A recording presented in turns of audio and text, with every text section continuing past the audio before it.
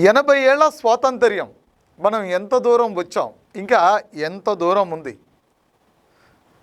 So దీనికి సంబంధించి ఒక 7 పాయింట్స్ని మీ ముందు పూర్తిగా విశ్లేషించే ప్రయత్నం చేస్తా.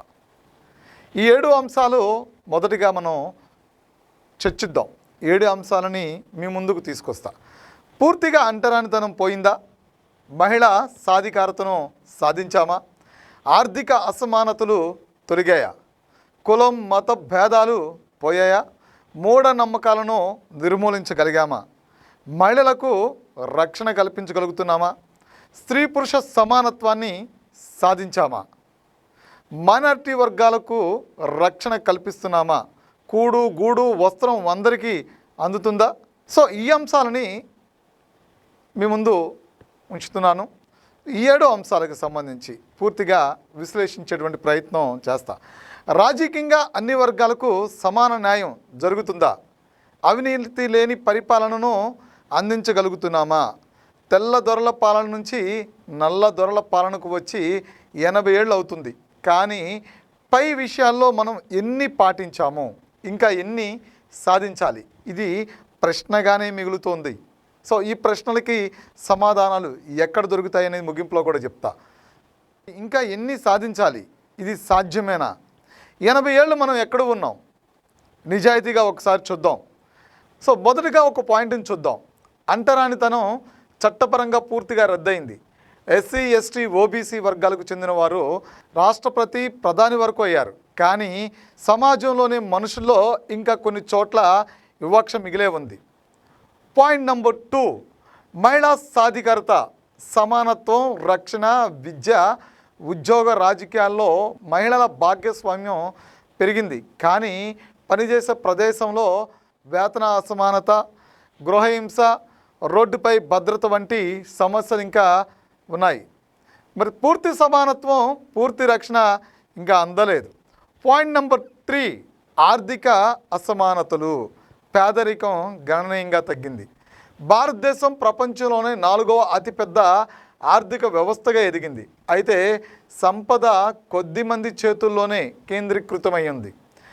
ధనికులకు పేదలకు మధ్య ఆంతర్యం పెరిగింది.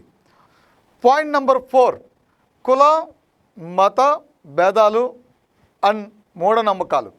రాజ్యాంగం అందరికీ సమానత్వం ఇచ్చింది. కానీ ఎన్నికల్లో, పెళ్ళిళ్ళల్లో, సామాజిక జీవితంలో కులం మతం ప్రభావం ఇంకా ఉంది. మూఢనమ్మకాలు సోషల్ మీడియా ద్వారా మరింత వేగంగా వ్యాపిస్తున్నాయి. పాయింట్ నెంబర్ 5, మైనారిటీ వర్గాల రక్షణ.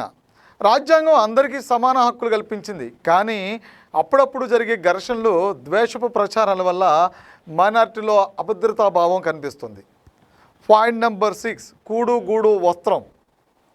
ప్రభుత్వ పథకాలు ద్వారా 80% పైగా ప్రజలకు ప్రాథమిక అవసరాలు అందుతున్నాయి. రేషన్, ఇళ్ళు, ఉచిత వైద్యం వంటివి అందుబాటులోకి వచ్చాయి. అయినా ఇంకా కొంతమంది వీటికి నోచుకోవడం లేదు. పాయింట్ నెంబర్ 7, రాజకీయ సమానత్వం అండ్ అవినీతి లేని పరిపాలన. ఓటు హక్కు అందరికీ ఉంది. కానీ రాజకీయాల్లో డబ్బు, కులం, కుటుంబ ప్రభావం ఎక్కువగా ఉంది. అవినీతి పూర్తిగా తగ్గలేదు. పారదర్శకత కోసం ఇంకా చాలా చేయాల్సి ఉంది. సో చివరిగా ఒక అంశాన్ని చెప్తాను. 80 ఏళ్ళు మనం బతికే దేశం నుంచి ఎదిగే దేశంగా మారాం. కానీ గొప్ప దేశం కావడానికి ఇంకా 20% ప్రయాణం మిగిలి ఉంది. ఈ 20% ప్రయాణం కేవలం ప్రభుత్వంతోనే పూర్తవదు, చట్టాలతోనే పూర్తవదు. ఇది మన ఇంటి నుంచి, మన ఆలోచన నుంచి, మన ప్రవర్తన నుంచి మొదలవ్వాలి. 1947లో ఇది సాధ్యం కాదు అన్న ప్రపంచం ముందు మనం నిలబడ్డాం. 2047లో ఇది సాధించాం అని చెప్పడం కూడా సాధ్యమే. నిర్ణయం మన చేతుల్లోనే ఉంది. జై హింద్. ఇప్పుడే C23 ఛానల్ని సబ్స్క్రైబ్ చేయండి, నోటిఫికేషన్ బెల్ను ఆన్ చేసేసేయండి. C23 ఛానల్ని సబ్స్క్రైబ్ చేసుకోండి. C23 ఛానల్ని సబ్స్క్రైబ్ చేయండి.